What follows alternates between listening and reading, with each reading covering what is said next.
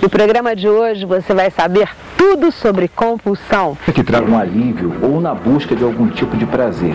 O meu vício durante muito tempo foi comprar.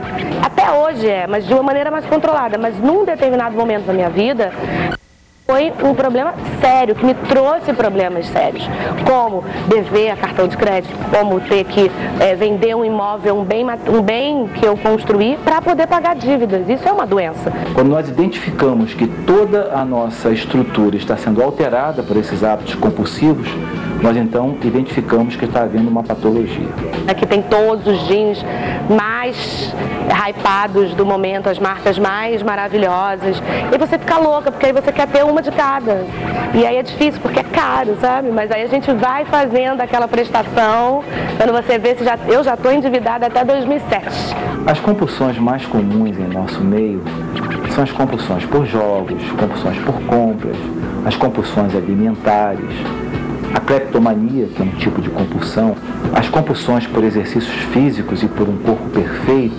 Depois que diagnosticaram que o meu problema era compulsão e que isso tudo era uma doença que eu precisaria de tratamento, obviamente, dentro do tratamento, a minha família teve que confiscar todos os meios que eu tinha de poder consumir alguma coisa. Tinha um motorista em São Paulo chamado Aguinaldo. Um dia, numa crise que eu tive de recaída, barra pesada, essa história é surreal. Eu entrei na Daslu e virei para o Aguinaldo e falei assim: Aguinaldo, eu esqueci meu talão de cheque em casa. Ele falou: dona Preta, eu tenho aqui, isso aqui, a senhora quer emprestado? Eu falei: claro, Aguinaldo. Ele me deu, tadinho, olha que ingênuo. Esqueceram de avisar o motorista. Eu entrei na loja com o cheque do Aguinaldo, meu motorista, e fiz o estrago. E aí deu um mês, lá vai minha contadora: Preta, o Aguinaldo tá me cobrando tanto, você fez isso? Eu falei: fiz, temos que pagar o Aguinaldo. E aí fazer o quê, né? Porque é uma vergonha.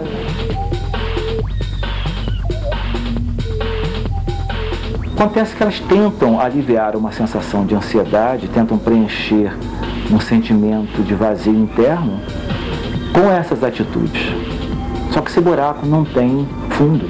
Isso é uma coisa que tem total relação com autoestima, com bem-estar, ou seja, no caso, mal-estar, quando você está insatisfeita na vida com alguma coisa. E essa sensação é seguida de consequências graves, né? Falta de objetividade, frustração por não ter conseguido alguma coisa que com esses gastos excessivos poderiam ser conseguidos a médio, a longo prazo. Estava extrapolando, eu sabia que eu não tinha e que ia chegar no final do mês, ia ter que resolver aquele problema e de uma certa forma você vai criando mais problema para você também.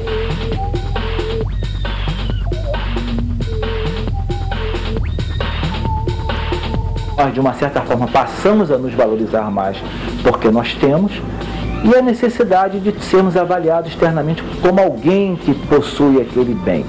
Eu precisava comprar, e eu entrava, via uma calça, não cabia, eu falava: não vou levar porque eu vou emagrecer. Nessa do eu vou emagrecer, eu dei um guarda-roupa quase que todo. E logo depois que se faz aquele ato repetitivo, existe uma sensação de arrependimento e frustração. Aquilo me deixava numa euforia que dava 20 minutos, eu chegava em casa com as sacolas, eu tinha vergonha. E você percebe que aquela calça, aquela blusa não resolveu o seu problema. E não vai resolver o seu problema, porque o problema não está aí, está dentro, está mais fundo, é mais profundo. Isso que dói. E é um sofrimento, mas como diz minha mãe, fundo do poço tem mola, né? Eu estava tão desorientada que eu fui fazer uma lipoaspiração, achando que a lipoaspiração fosse resolver a minha infelicidade daquele momento. E aquilo me levou para uma depressão e para uma reflexão, porque numa cama, deitada durante 20 dias tendo que se recuperar, eu no mínimo tive que pensar o que eu fiz comigo, o que eu estou fazendo aqui, essas dívidas todas que eu tenho, por que isso, tá tudo errado. O tratamento para os processos compulsivos, eles começam quando a pessoa decide tratar-se. Quando eu fui para a terapia, que eu fui fazer análise, a gente viu que era um problema e que tinha cura, mas que tinha que ter um tratamento. O tratamento vai ser composto por uma fase medicamentosa e uma parte em que será feita uma terapia, de preferência uma terapia do tipo cognitiva comportamental.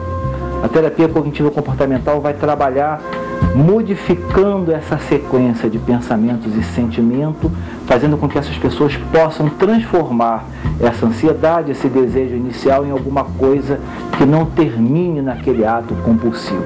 Hoje eu tenho autocontrole, eu não tenho cartão de crédito, não tenho cheque, eu tenho minha conta no banco, eu tenho meu cartão do banco, eu tenho meu dinheiro cash, que é aquele que eu sei que eu tenho. E aí é isso, eu tenho aquilo, eu gasto aquilo. Talvez seja importante nós identificarmos o que nos falta internamente.